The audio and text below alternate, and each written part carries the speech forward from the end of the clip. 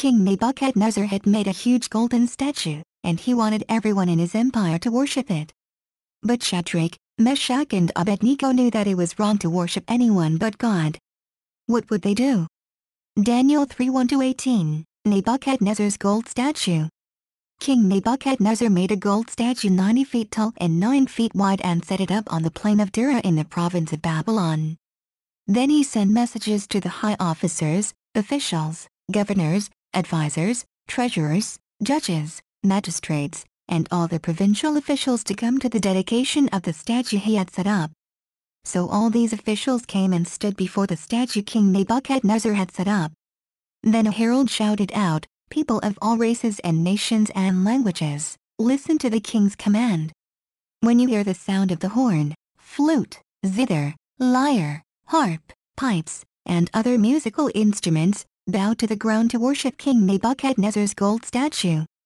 Anyone who refuses to obey will immediately be thrown into a blazing furnace." So at the sound of the musical instruments, all the people, whatever their race or nation or language, bowed to the ground and worshipped the gold statue that King Nebuchadnezzar had set up. But some of the astrologers went to the king and informed on the Jews. They said to King Nebuchadnezzar, "Long live the king!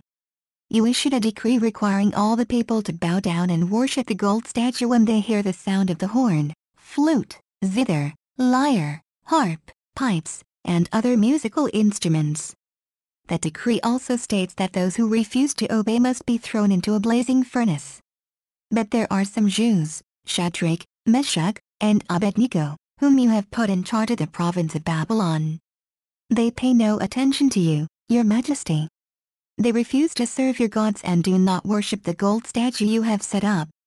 Then Nebuchadnezzar flew into a rage and ordered that Shadrach, Meshach, and Abednego be brought before him. When they were brought in, Nebuchadnezzar said to them, "Is it true, Shadrach, Meshach, and Abednego, that you refuse to serve my gods or to worship the gold statue I have set up? I will give you one more chance to bow down and worship the statue I have made when you hear the sound of the musical instruments. But if you refuse, you will be thrown immediately into the blazing furnace. And then what God will be able to rescue you from my power?" Shadrach, Meshach, and Abednego replied, "O Nebuchadnezzar, we do not need to defend ourselves before you. If we are thrown into the blazing furnace, the God whom we serve is able to save us. He will rescue us from your power, your majesty. But even if he doesn't, we want to make it clear to you, your majesty, that we will never serve your gods or worship the gold statue you have set up." Shadrach, Meshach and Abednego worshipped only the one true God. They refused to worship the statue even though they could be killed.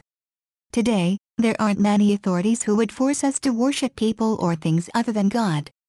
But there are many things in our world that we sometimes worship without realizing it: movie stars, sports stars, money, possessions. Putting anything or anyone ahead of God is wrong. Follow the example of Shadrach, Meshach, and Abednego. Worship the one true God. Exodus 23:5, "You must not have any other god but me.